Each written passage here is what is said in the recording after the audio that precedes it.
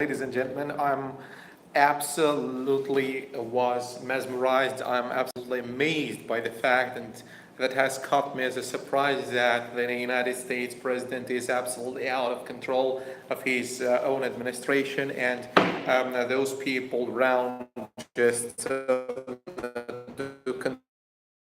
control wasn't to they just and they are just holding their own agenda, which is, no, what is absolutely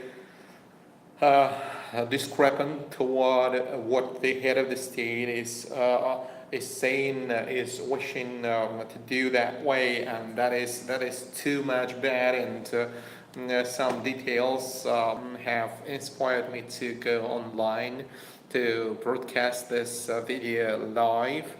And let's check out. And I think the camera hasn't found its location well yet. Okay, well, I'll get some already article about what's happening about the latest sanctions against Russia. The headline of the article says that Trump is absolutely not in control of his administration. That is too much bad. The U.S. President Donald Trump is not in control of his own administration, says the article, as evidenced by the latest round of sanctions imposed against Russia for the alleged involvement in the poisoning of the Skripals and the United Kingdom in March. And I I have no idea. Is the United States heading toward war sooner or later? Because I think that the Senate and the Congress are just heading toward that, and they are fishing for some provocation somewhere either in the Ukraine, or that was a brinkmanship in Syria just back in May this year. Let's have a look. What's going to happen with that? But the future is quite gloomy. I think personally, for me, my name is Samuel. The sanctions came the same day. The article says that U.S. Senator Rand Paul announced on a trip to Moscow that he had handed over letter to Russian President Vladimir Putin from Trump, calling for better relations between the two countries. For that reason, the timing appears to be suspect, and suggesting strongly that Trump has his own foreign policy, while the Trump administration, comprised mainly of bureaucrats referred to as the deep state, have their own. And right now, they appear to be in control, and President Trump, over his own administration, is having the adverse effects of further alienating Washington and Moscow. This is a political review of my own, but the situation is too much bad. Even after Trump's coming to the White House, nothing has actually improved, and what is not so much conducive to mutual relations between Moscow and Washington as it was expected just some time earlier, and that is not making us at the same time happy being in Russia, myself and those around me.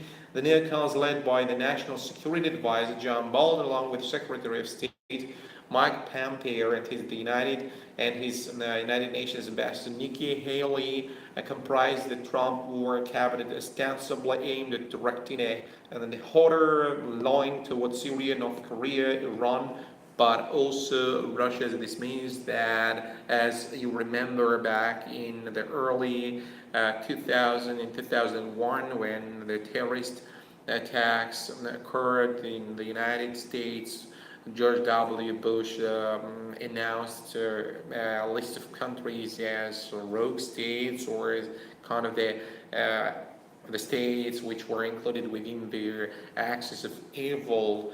And right now, synonymous to that. I think Bolton in particular has been outspoken in calling for regime change in some of these countries. And I've I've come across just a few years ago, like the United States, have got the kind of a cookbook on regime change.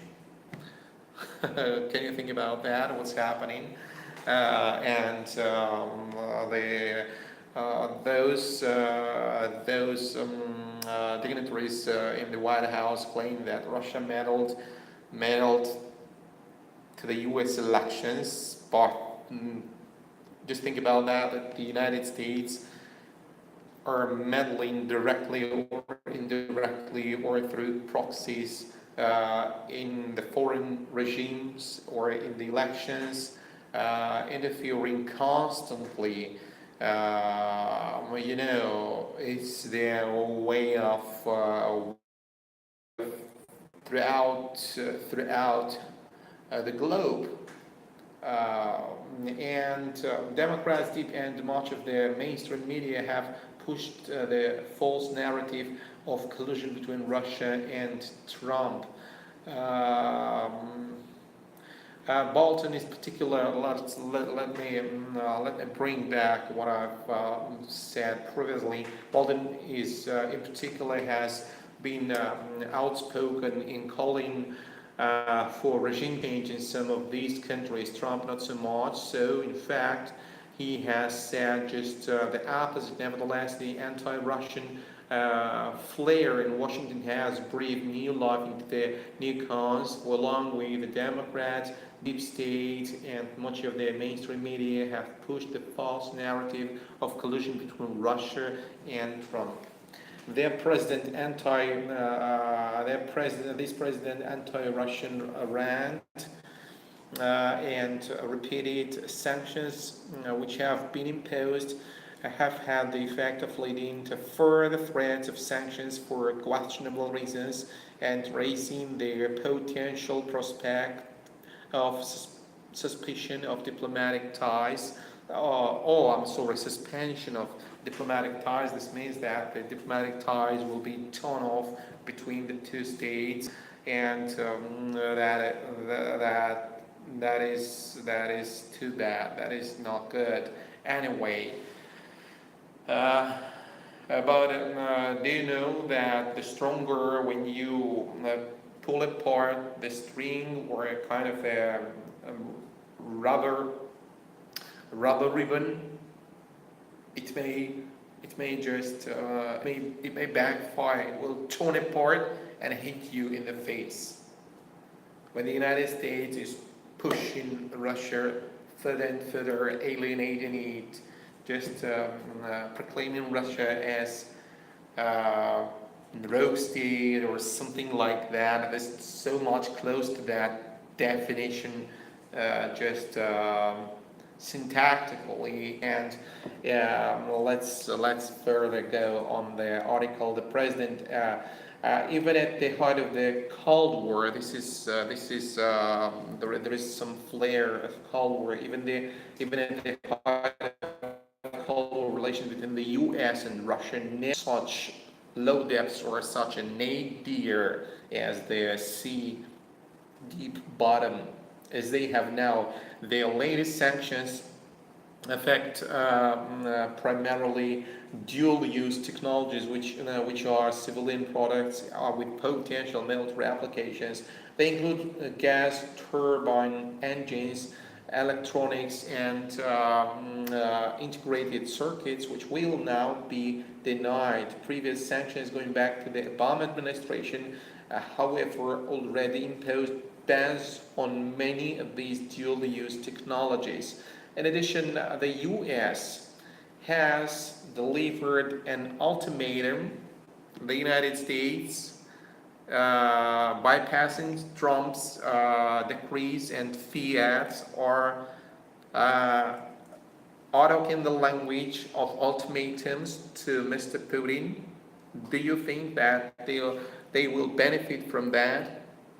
I'm absolutely convinced that sooner or later, and presumably sooner, in a foreseeable future in some sport of the globe that will backfire to the United States. Just I would like to be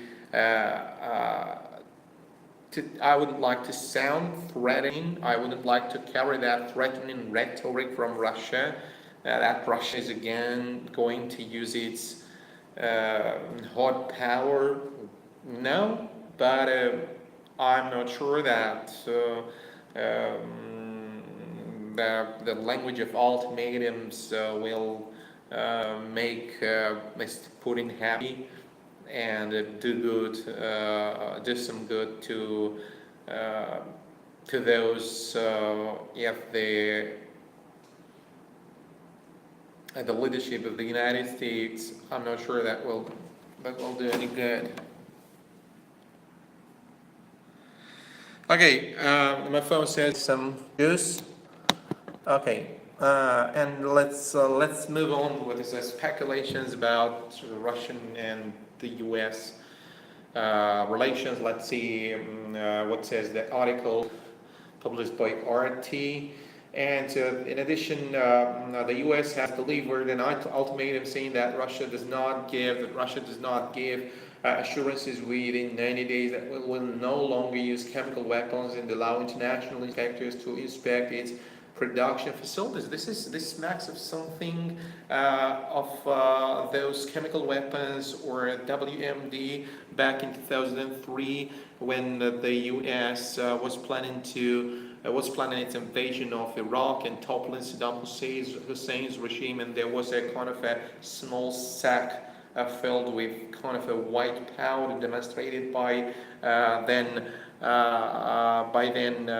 Colin Powell at the United Nations, general sack filled with that white powder, presumably thought to be kind of the weapons enrichment material or something like that. I don't exactly remember and know, but right now the rhetoric of this article and the information indicates and gives me some flashbacks of those days of some 15 years ago.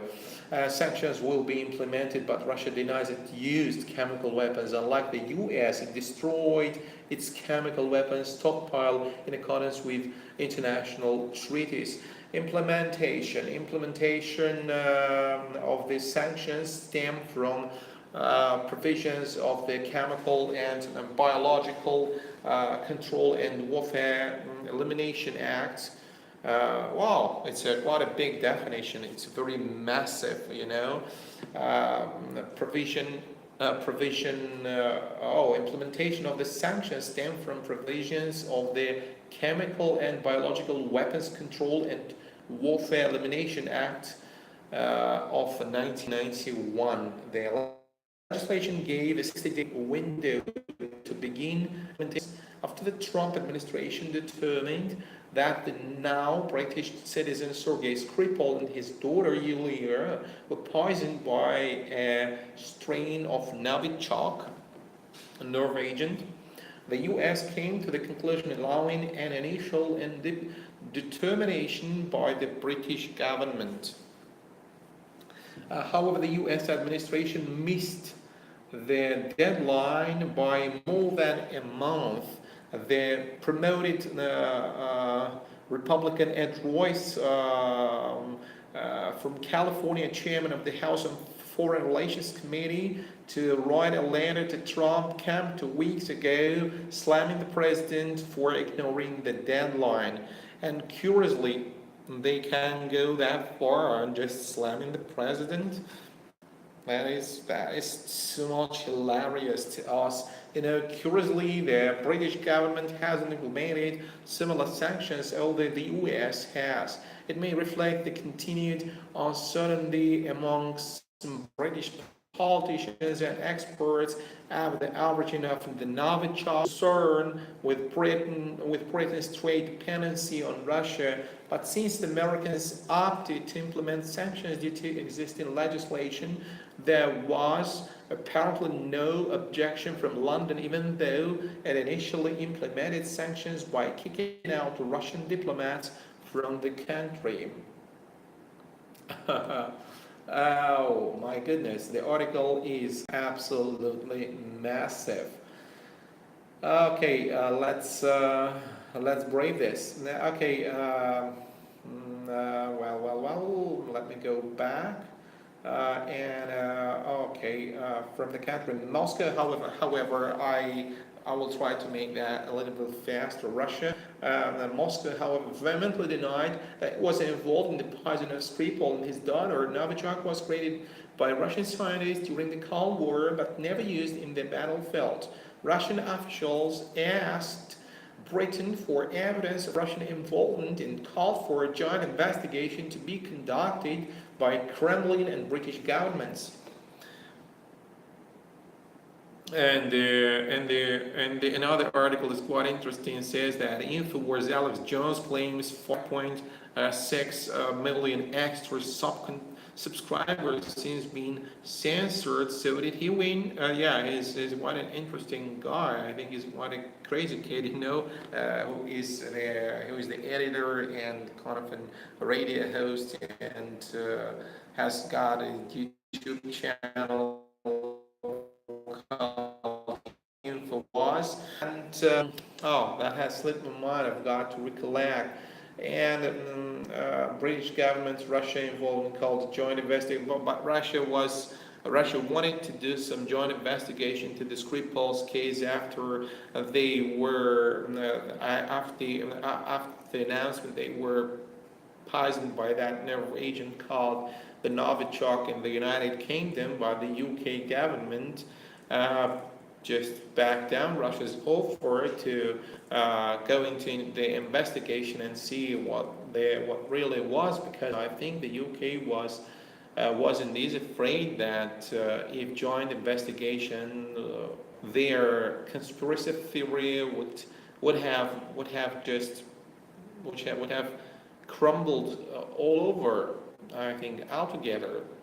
And for that reason, I think the UK just turned down the Russia's offer to carry the joint investigation into the Skripal's poisoning.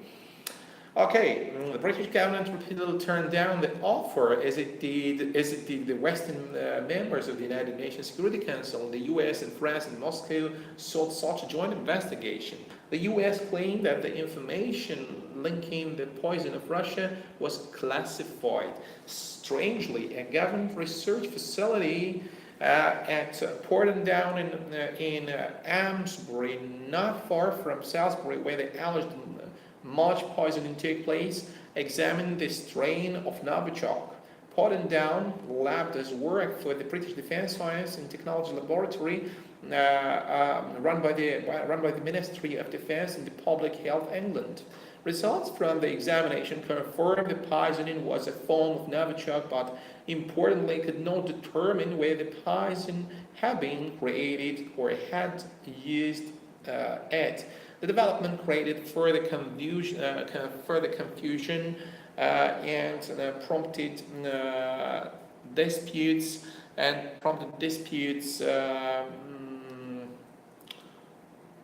among politicians. It's known that samples of Novichok have been in the hands of many NATO countries for years after the German Foreign Intelligence Service, the Bundesnachrichtendienst, Bundesnachrichtendienst, or BND, had repeatedly obtained a sample from the Russian defector in the 1990s. No good is looming for the two countries and for two nations anyway, but I would like to have better relations about that.